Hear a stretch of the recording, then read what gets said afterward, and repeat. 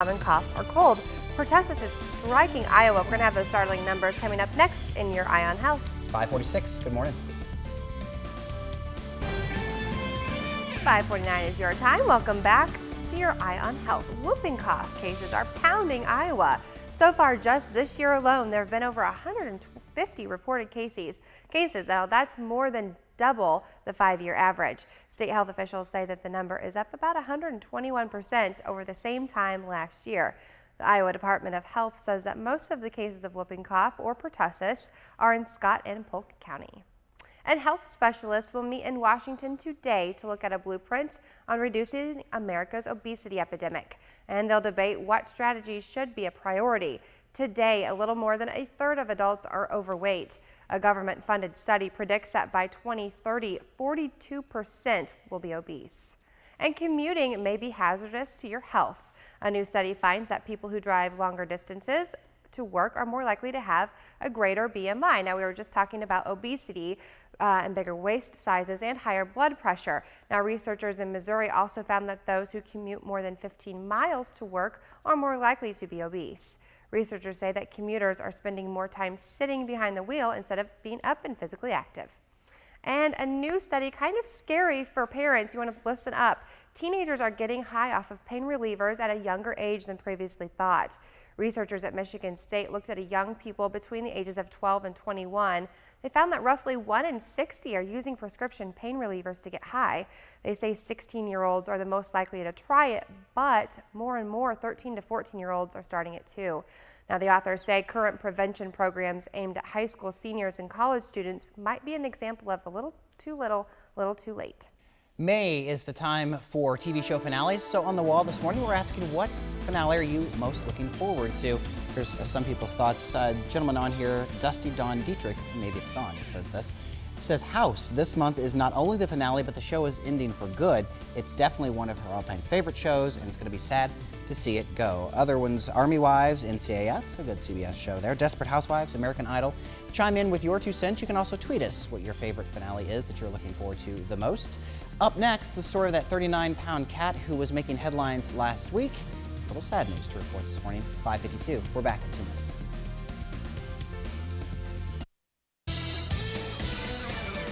$5:54. It's Tuesday, May 8th. A live look into Midtown Quincy. The Right Orthopedic Sleep Center camera providing us that view. Last week, we told you about the 39-pound cats who'd been making headlines for his large size. Sad news. Over the weekend, the cat named Meow has died. He was brought to Santa Fe, New Mexico animal shelter last month by his 87-year-old caretaker who could no longer care for the cat. Or feed him. Or feed him. Yeah, or afford to feed him. Poor guy. So the caretakers at the animal shelter put the cat on a high-protein diet to help him shed some pounds, but Meow had lung failure over the weekend. He weighed more than 3 times the ideal weight for a cat his size, and they estimate he was only between 2 and 5 years old, so very, very young for a cat. How much does a cat normally weigh? Like 10 pounds? 8 to 10, I'd say. I would say 8 to 10 pounds, but see, he was used to living that way, and they tried to get him too healthier. much of an alter at once. Too much of a shock to the system? I think so, because his body was used to functioning But like that. lung failure, he probably just, I mean, the poor thing, that's just Probably too just much couldn't for him to breathe. heave himself around anymore, the poor thing. Well, or he might have caught something at the shelter, some sort of lung infection or something. They're A local company helping youngsters learn the game of golf will close up shop soon. And we know how important safety alerts are. Marion County will soon just be a phone call away from those important alerts.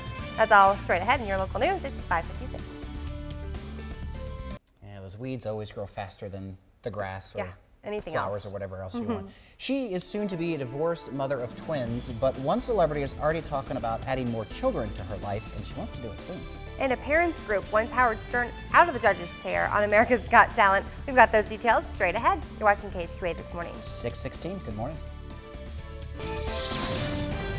Welcome back. Just seconds ahead of 6:19 this morning on your Tuesday morning. Welcome back. Thanks for joining us. We're talking about this morning on our Facebook wall, or Facebook, whatever they call it these days. The finale of a bunch of things are coming up. The finale of The Voice is tonight. So Justin Bieber, Lady Antebellum, and Flow Rider are going to perform tonight. So you want to tune in and watch that. It's pretty good.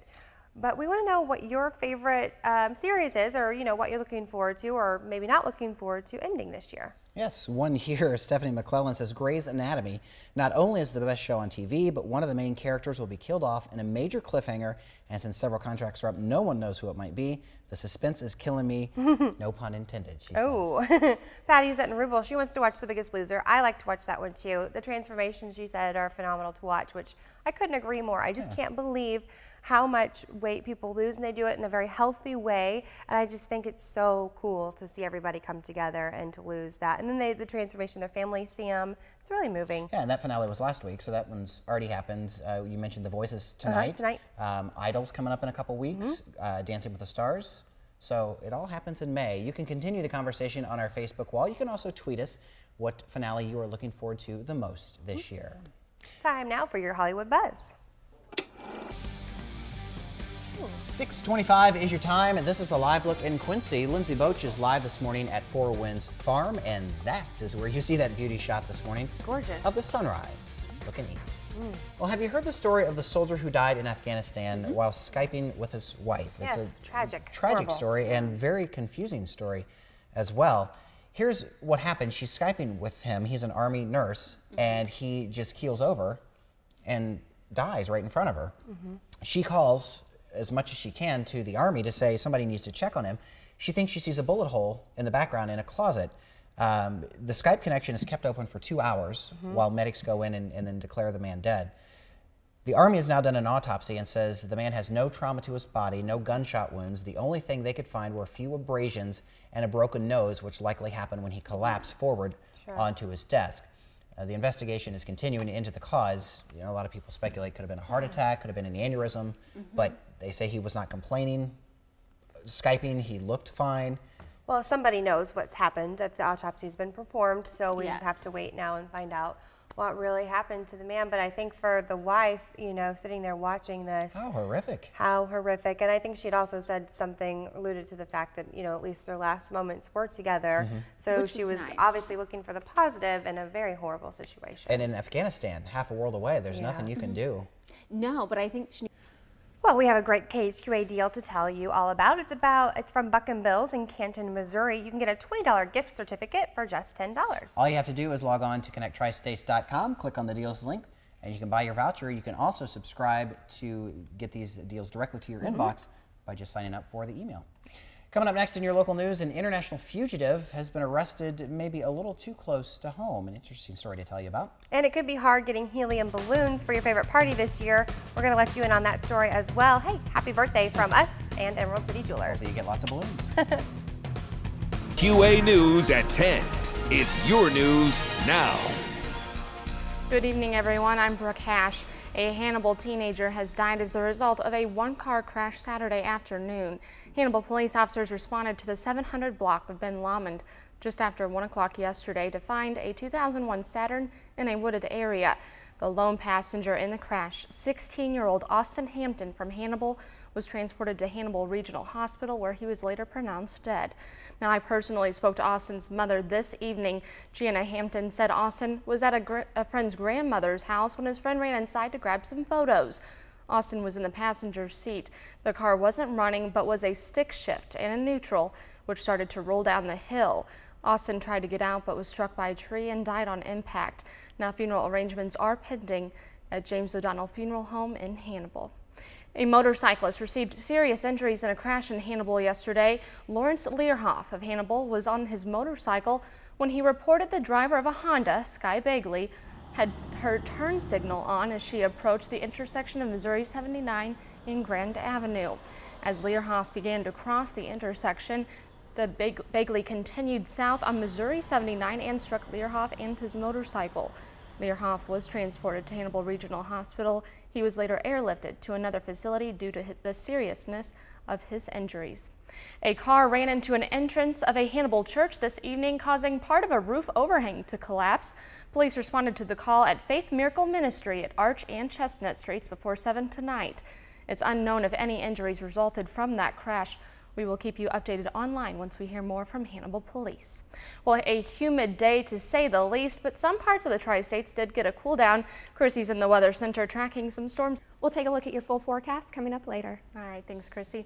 Well, today wrapped up the last of the Dogwood festivities, and there was plenty going on. Washington Park was packed with amusement rides, food, and karate. YMCA's Martial Arts Club performed a demonstration including new moves from Japan. 2 of its members just returned from overseas after a 10-day trip to get their black belts. John Wellman and Gabrielle Forrester underwent intense training during their visit. They said teaching other members from the Martial Arts Club their new skills was priority number 1 after returning home. Adams County's oldest unsolved murder case was reopened today by author Beth Lane. Lane wrote the book Lies Told Under Oath, which retells the story of the brutal killing of a prosperous Illinois farm family during 1912. Lane held a book signing today at the Historical Society of Adams County. She gave insight to a crowd about how her book provides a historical account of the murder, the trial, and its aftermath. Down the street from the Historical Society, residents were checking out historical homes. The Quincy Preserve sponsored its Spring Homes Tour, and inside looked to 6 historical houses. The homes were located on East Avenue, 18th, York, and Main Streets. Participants were able to pay $10 at any of the homes to view them inside. Within each house were tour guides that gave a brief history of the home. Some of the houses date back to 1876 and originally cost $15,000 to build. The Quincy Preserves holds another architectural tour behind closed doors in October. If participants on the Spring Homes Tour got a little hungry, they knew which house to stop at. The Women's City Club held a Pies on the Porch fundraiser at the Lorenzo Bull House. The club was selling slices of pie for $5. The money will go to improving the Bull House. In 1932, the home was closed to being sold for development complex, but a group of Quincy women raised $10,000 to save it from construction. The house is now owned by the city and maintained by the Women's City Club, an outgrowth of the original group women who saved the home. This is the first year the club is holding Pies on the Porch. They said any money raised would be greatly appreciated. So just anything will help. I mean, any money that comes in can readily be used for something.